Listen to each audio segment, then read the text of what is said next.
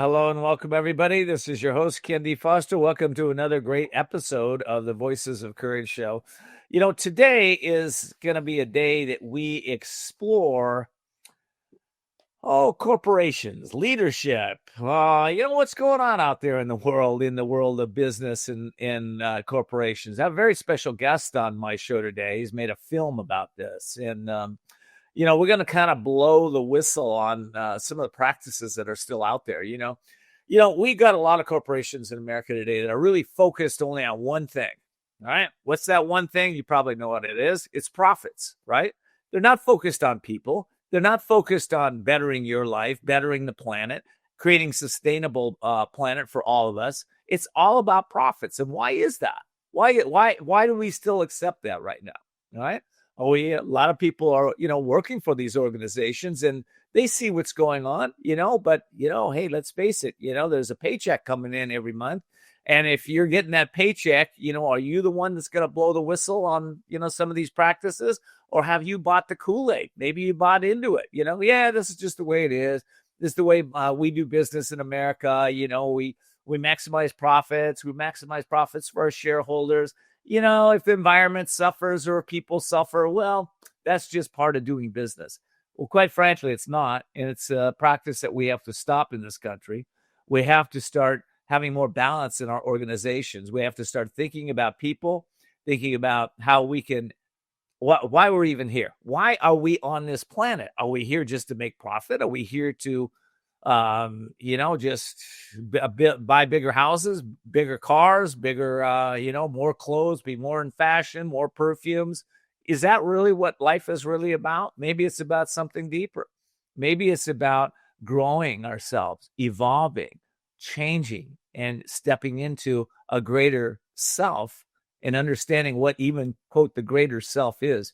I've been working with Dr. Ervin Laszlo for the last 2 years. Ervin Laszlo is a Nobel Peace Prize nominee twice. He's written over 106 books and, received a bunch of honorary doctorate degrees.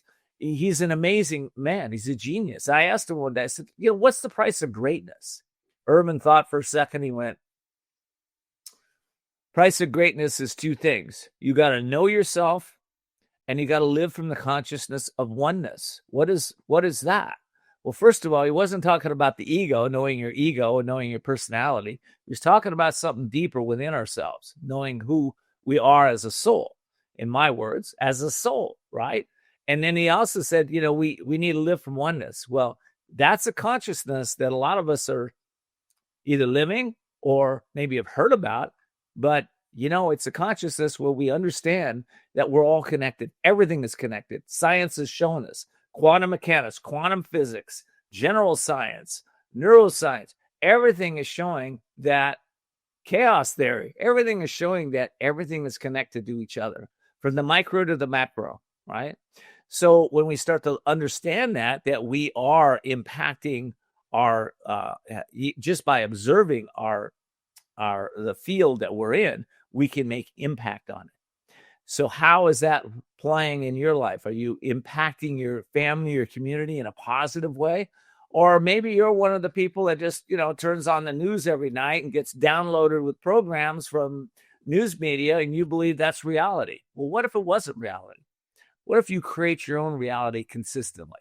Well, all right, I'm going off on it, but listen, we're going to be tapping in today to the corporations of America. We're going to be talking about what maybe we could do better as a species to uplift ourselves, upshift our consciousness so that we can really make a difference in this world. I'll be right back with my very special guest after the break.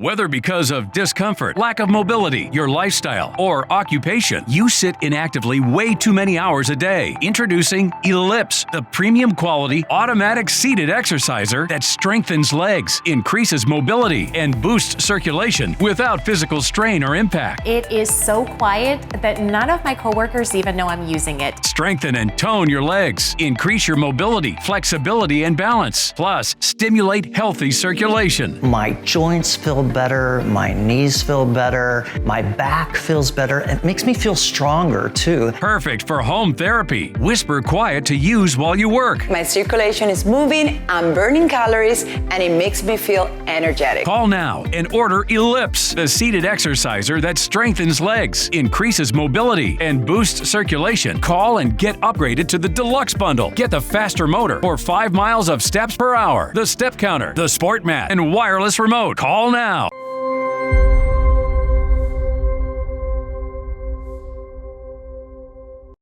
Well, welcome back, everybody. This is your host, Ken D. Foster. I'm here with my very special guest, Eric Gardner. Eric, welcome to the show.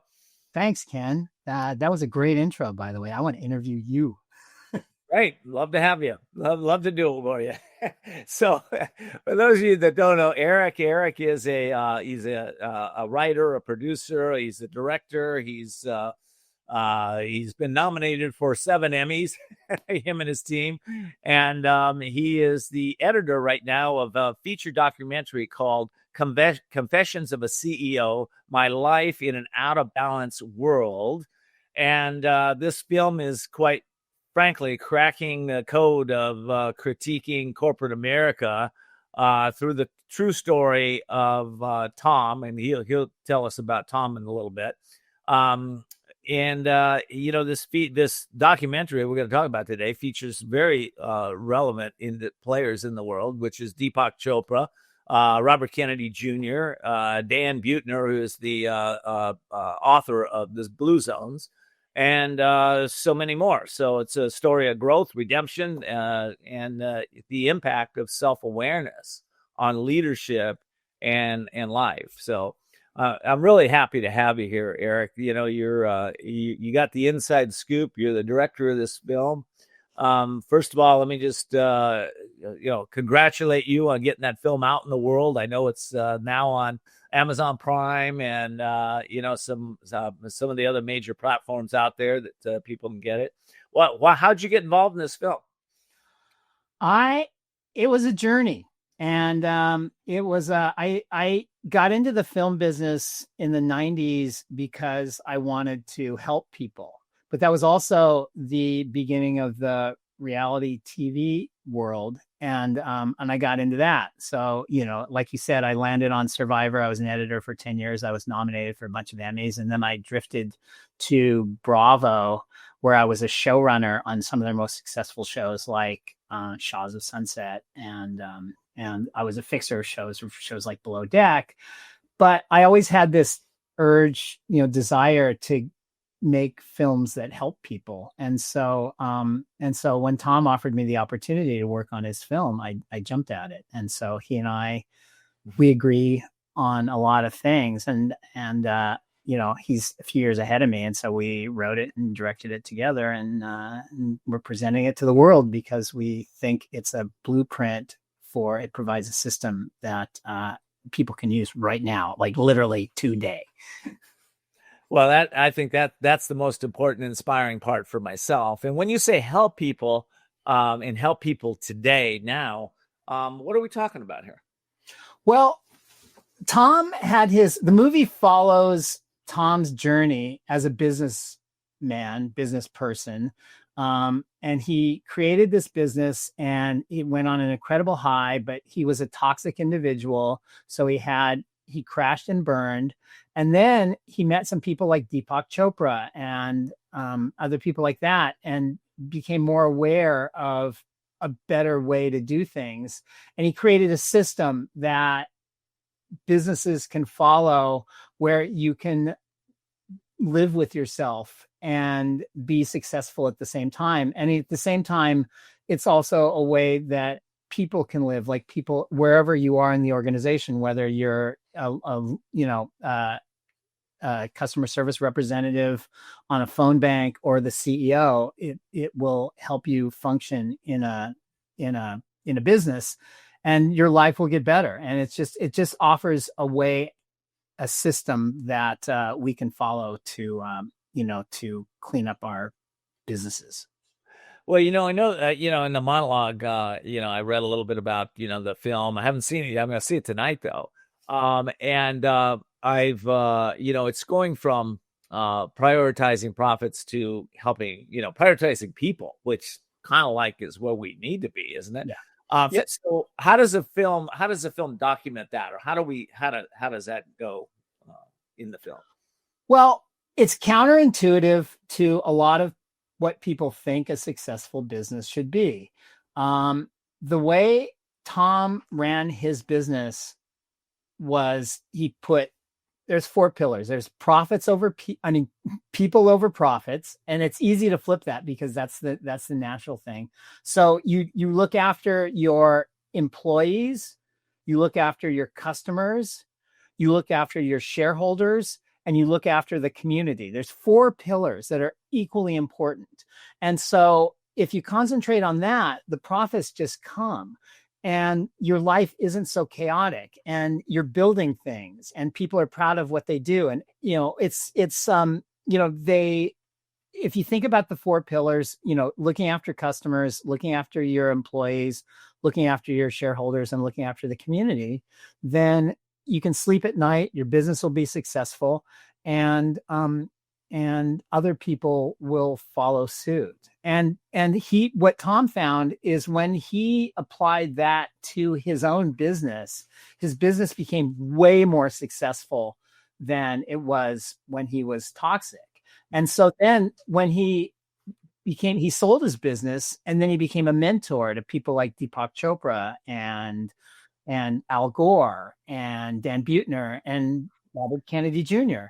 And they did more successful. He literally turned Deepak Chopra's company around and helped it become this fantastic organization that is profitable, helps people. I mean, he was on the cover of Inc. magazine, and that's, and that wouldn't have happened without Tom's system. So and the system even works today, where Tom has a fund called the Gramercy Fund, where he helps organizations and businesses turn into these kinds of businesses. So it's a grassroots movement.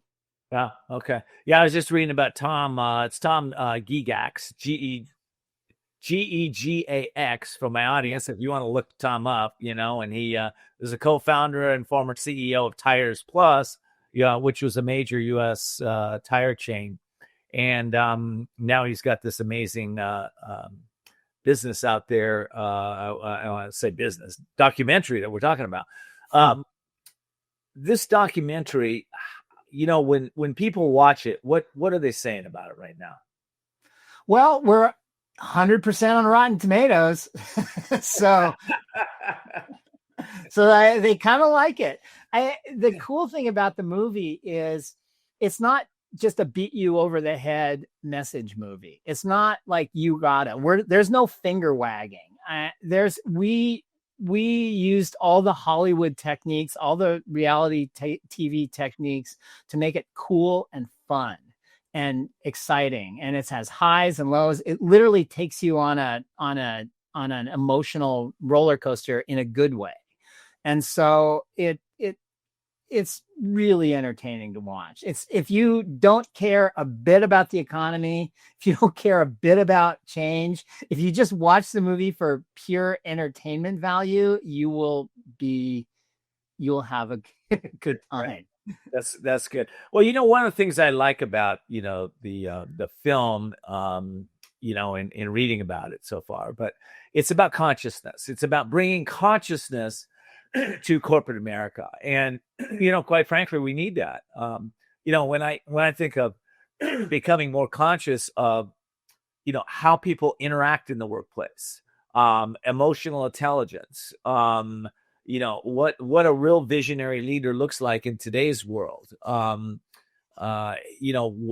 do we help people really become the best versions of themselves at whatever position they're in? And how do we transition this from this top down, I'm the boss, I tell you what to do, when to do, and how to do it, to flattening that curve where we're all important here. Everybody's important. It doesn't matter if you're the CEO or the secretary. You have a role to play in the organization that fosters either the health of the organization or the dysfunction of the organization.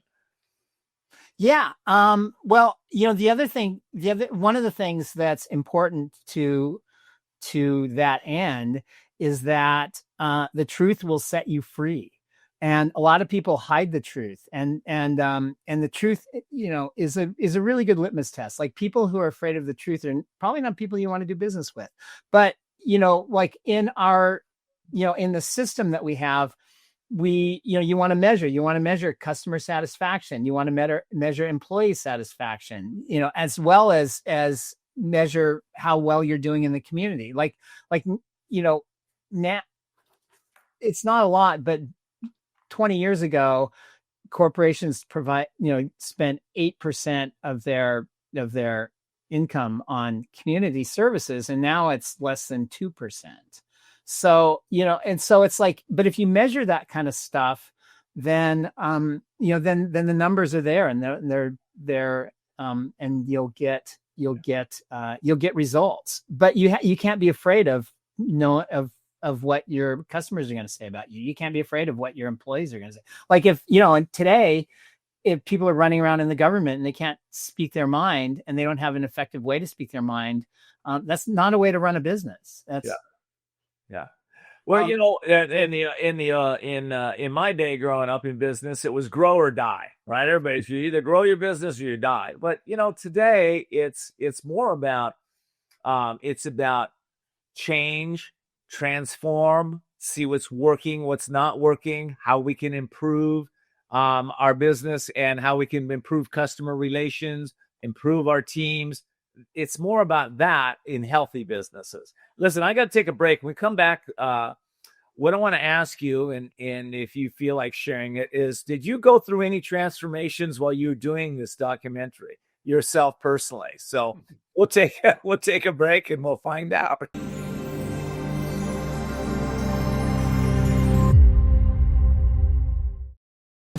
Imagine this is your money and someone wants to take it from you. Who is it? The IRS. Guess what? They want your money, and they can take it, all of it if they want. Remember, they sent you that letter right over here that said, hey, you owe us a bunch of cash and we're going to take it from you right now. So what do?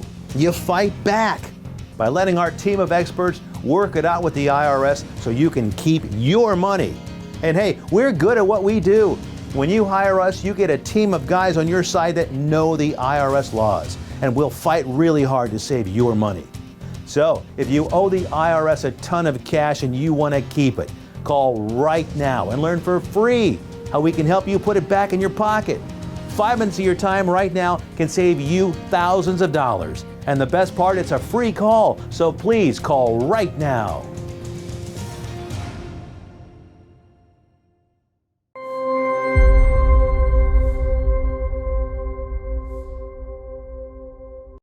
Hey, Kendi Foster here. We'll be right back with my guest in just a second. I want to encourage all of you to go over right now, if you haven't already, go to our YouTube channel and subscribe. If you subscribe, our show is all about sharing, passing it on, helping others upshift their consciousness, and I hope you'll do the same. So you go to YouTube, you can share this content, you can pass it on to your family and friends.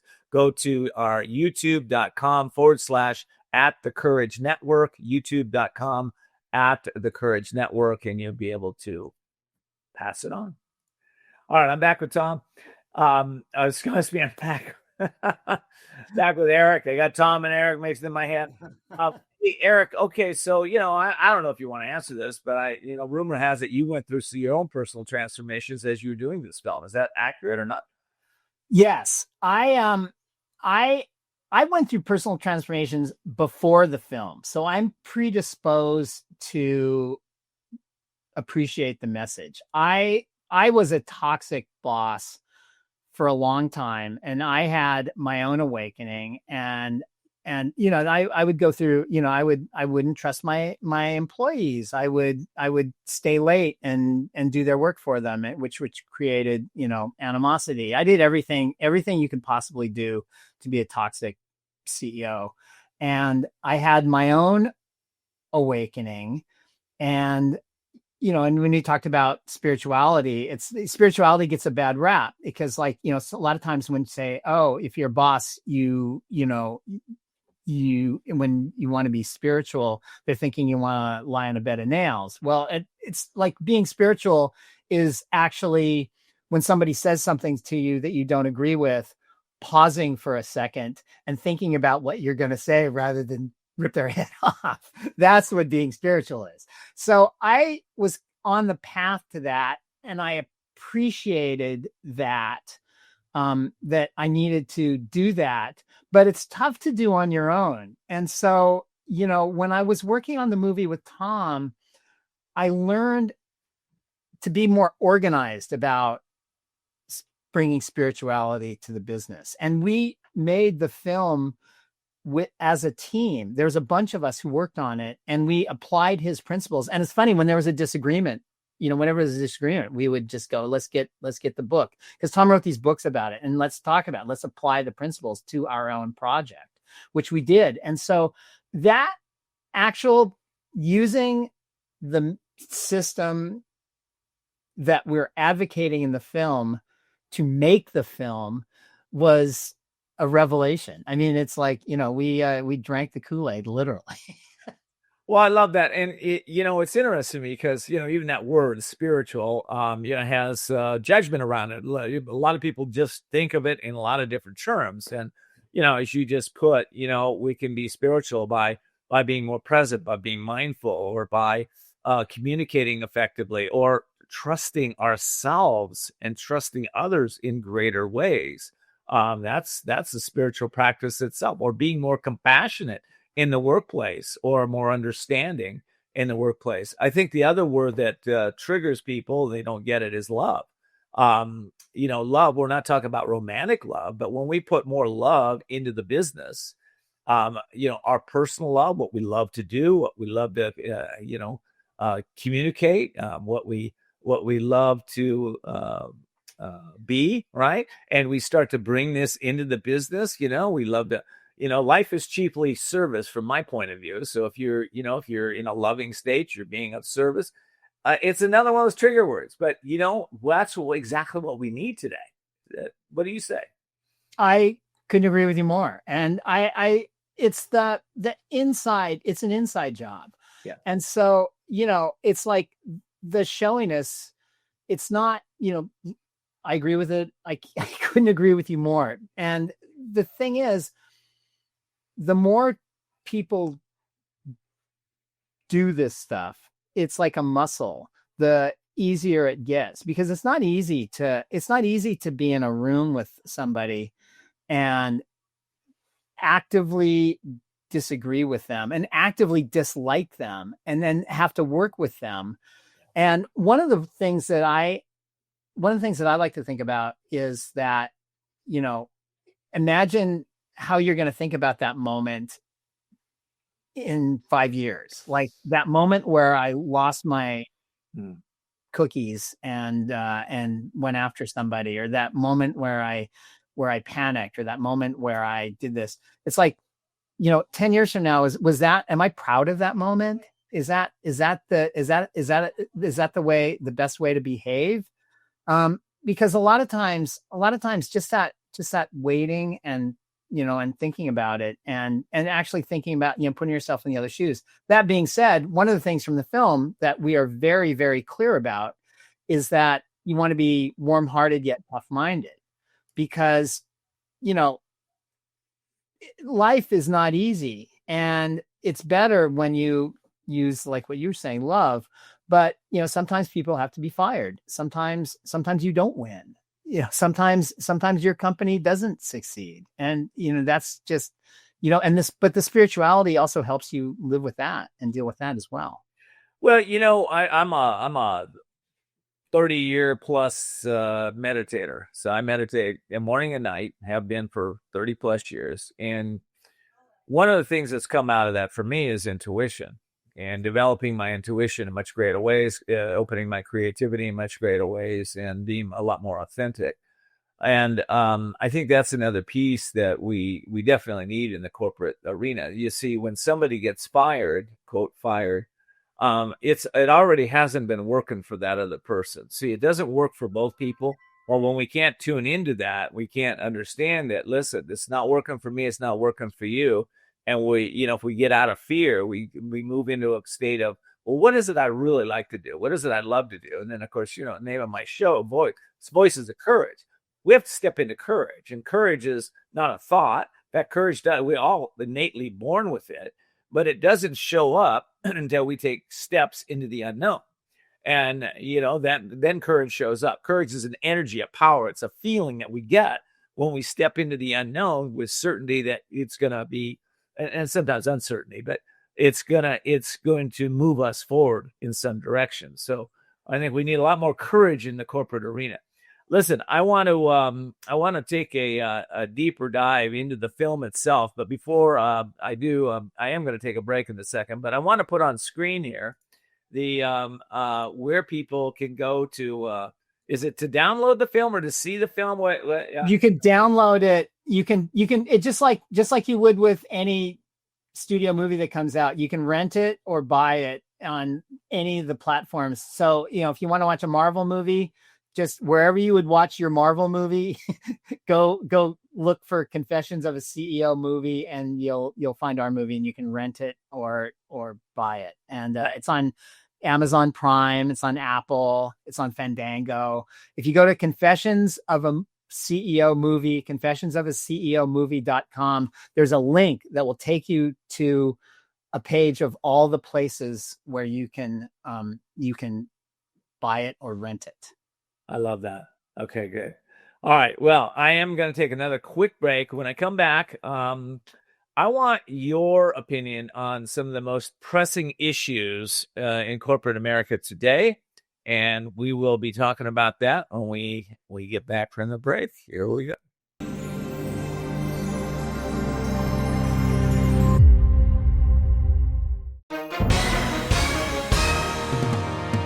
Hi, everyone watching at home. We're here to remind you that if you or someone you know were injured in an accident that was not your fault, listen up. We have live agents available right now to answer your questions and tell you how much your case is potentially worth.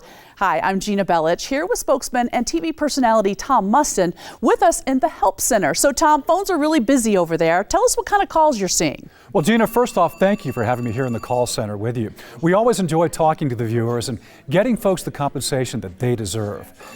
We're seeing calls about all kinds of accidents, but the most common by far has been car accidents. So if you or someone you know were injured in an accident that was not your fault, give us a call right now. You'll speak with a live person. They'll answer any questions you have and tell you if you have a case and how much your case is potentially worth.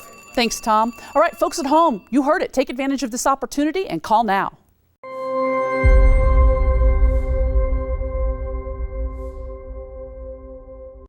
Hey, welcome back, everybody. This is your host, Ken D. Foster. I'm talking with Eric Gardner. He's an award-winning director, film producer, and we're talking about his latest film, Confessions of a CEO, My Life in an Out-of-Balance World, to say the least. I love that title. That's great. And so tell me a little bit about what you see as the most pressing issues of our time in corporate America. Well, I think the divisiveness is the thing, and we talk about it in our movie. In our movie, we bring together people of different backgrounds and people of different beliefs and different political stripes, and because the idea is people have to work together, and you have to work together despite your difference. Everybody's going to have a difference of opinion, even within the left and within the right, and the divisiveness and how we deal with conflict is, I think, the most pressing thing. And we talk about it in the movie. That's why, we put Robert F. Kennedy Jr. and Deepak Chopra in the movie for a reason. And it's really important that you hear from different voices. And so we practice what we preach. And you watch the movie, you will see both of them differently. And same with Dan Buettner, and same with, one of the voices in the movie is a Republican mayor who is the head of the United States Council of Mayors. And it's vital. I mean, I literally think the survival of our country is rooted in successful conflict resolution. And so that's what we talk about in the movie. And that's if you're wondering why we have such a diverse range of voices. That's exactly why, because it's so important. And we couldn't put Robert Kennedy in, even though I personally disagree with a lot of what he has to say. We couldn't put him in and practice what we preach. Yeah. Well, interesting. You know, and I think, you know, take any political leader out there, and I think, you know, we got people on both sides. People that absolutely believe that they're the end all be all, and other people that think that they came from the dark side. So I think that, you know, and that happens in corporate America everywhere. You know, we judge people, we judge their personalities, we like what they do, we don't like what they do. But I think what you just said is really important. It's, you know, I've always learned principles before personalities, right? Principles before personalities. And, you know, when we're going down that path, we can start to see the forest from the trees, right? It's like, you know, the person that's on one side of an issue or another, we probably have the same values. You want the highest and best for all, but we just go about it a different way. How do you know, in the movie, how does it bring out that we can come together to communicate more effectively with one another instead of just tearing each other apart and criticizing and critiquing? And, you know, that whole model doesn't work. We see that model doesn't work. I don't know why we keep using them, but it doesn't work. Well, it's a short-term narcotic. Tom, one of my favorite quotes from Tom is taking these shortcuts is a seductive narcotic. And CEOs, the reason why we're focusing on CEOs is because CEOs, many of them, get off on the high of that dopamine rush of crushing someone or being mean or hurting others or winning in a short-term win. And when you think about the long term, that stuff never works. So, you know, but it's such a sugar rush that people still do it. And it's, you know, it's when you're talking about growth, you know, corporate growth, the quick fix is, according to time and history, bad. So nobody likes, you know, the market to spike. And yet we still have CEOs and politicians who are looking for that, where long-term growth is it's not sexy, but it's what wins in the end. Like civilizations, political entities, you know, businesses, they survive on long-term growth that comes through, you know, following the 4 pillars, looking after your customers, looking after your employees, looking after your shareholders, and looking after your community. You know, once you stop doing that, you sacrifice long-term growth. And so anybody, like virtually any CEO, can do things to maximize short-term growth, but at what cost? And so, you know, to get back to what you're saying about, you know, why this is, it's because we have a lot of people who are addicted to the seductive narcotic of short-term growth, and they think that's a solution when that's actually bad. You know, sometimes when you're, you know, and people know this, there's an artificial spark in the, you know, an artificial spike in the market is bad. It's not. It's not good. Well, you know, there's you mentioned this, and I'll just bring it up. You know, it's that I think we have to redefine what winning is. You know, winning is not just about beating the competition or crossing the finish line first, or the one that can pound his chest the biggest or is the fastest. That, you know, that's an old way of defining winning. I sense winning is how we grow, we learn, we evolve. You know, it's about you want to win something, win self-mastery over your mind, over your emotions. That's winning to me. Or winning is like living with a purpose. You know, winning is like I said earlier about you know, serving, being in a servant leadership mold, or you know, lifting others up when you rise up, right? Lifting people up or growing through adversity. That's winning, you know? So I think we have to, you know, And in the biggest win, I think anybody, if you're listening to this podcast, here's the biggest win I think you can have for yourself at work or at home. The real win is, do you have peace of mind? Can you be peaceful? Can you turn that mind off like that? Do you really have peace? Or is that mind going 90 miles an hour all the time, trying to figure out the next thing to buy or do or have or be? I think we have to redefine it. What do you say? I agree. Oh, you're preaching to the choir. And one of the things, here's some news you can use. One of the ways to start going down that path that anybody can do is to, and we talk about this also in the movie and in Tom's book, is that you can change your talk to listen ratio. Oftentimes, people just talk too much and they don't listen enough. And so when you actively think about your talk to listen ratio and increase the listening part, then your life will get better. I mean, I'm telling you, you could start this today. If you literally go into your day thinking, I'm going to listen more than I normally do, and I'm going to talk less than I normally do, your day will improve. It's a miracle. It's a miracle. I'm going to plus that too. I think the other thing is, again, we're really taught that as critical thinkers growing up in this country, especially. Maybe you, instead of turning it around, looking for what's wrong, find what's right about people. Find something that's right about somebody that's sitting next to you, or during your day, and acknowledge them. There's a lady that I met in San Diego. I've known her now for about 30 years. Her name is Halise Bridges. And Halise created this little blue ribbon that says, "Who I am makes a difference." She's acknowledged, something like 40 million people now. Just acknowledging somebody, because quite frankly, when somebody comes up to you, a lot of times people are like, whoa, what are you going to say to me? You can change that around by acknowledging people. I mean, just these little things we're talking about. Yeah. Well, one of the things though, that like gives me peace of mind about this is that history has proven that people are resilient.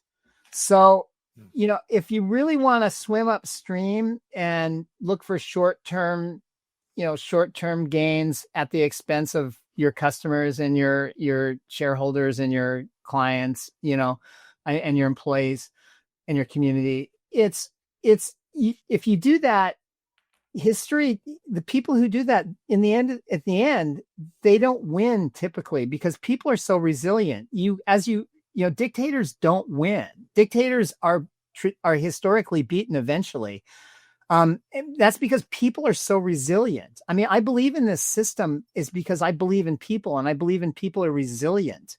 And, the reason why you want to work with others on your team and in your community is because it's cool to work with people. People are cool, and they find a way to win. And all these laid off workers and all these government workers and things that are being laid off, I don't know what the political views are, but they're resilient. There's gonna be a response. It's like, it's like I'm betting on people. I feel good about this because I'm betting on people, and I think people will aspire to improve, and they learn and they grow, and it's in our DNA. It's what our spirit is. And so I think people, especially under adverse situations, they eventually find it. And we are definitely under adverse situations now. And I believe that people will find. I believe you're right. And listen, I'm going to take a break. We come back, Eric. I'd like to, the film brings this out. Listen, if you are working for somebody right now and you're wondering, how do I work with this challenging leadership team? Well, we're going to come back, and Eric's going to talk about that. So we'll be right back.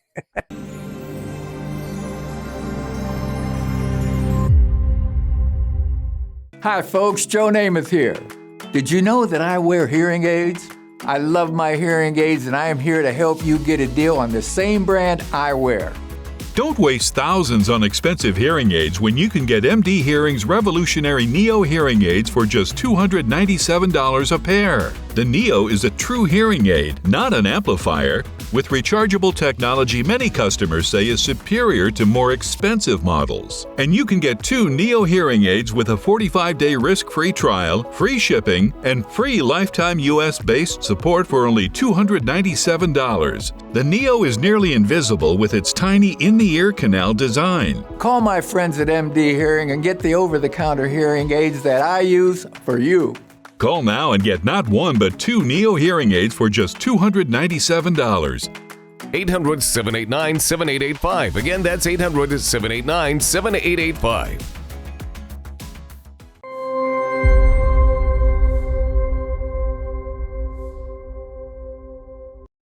Well, welcome back, everybody. This is your host, Ken D. Foster. I'm talking with Eric Gardner today. We're talking about the new movie that's he's been a major part of as the filmmaker. It's Confessions of a CEO, My Life in and Out of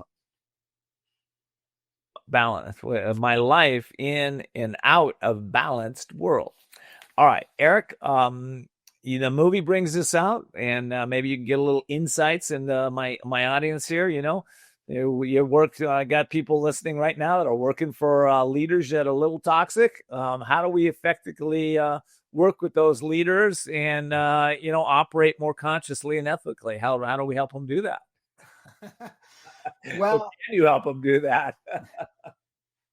I mean, you have to live your life. I mean, you have to live your life. And I should go to the back and get Tom's book.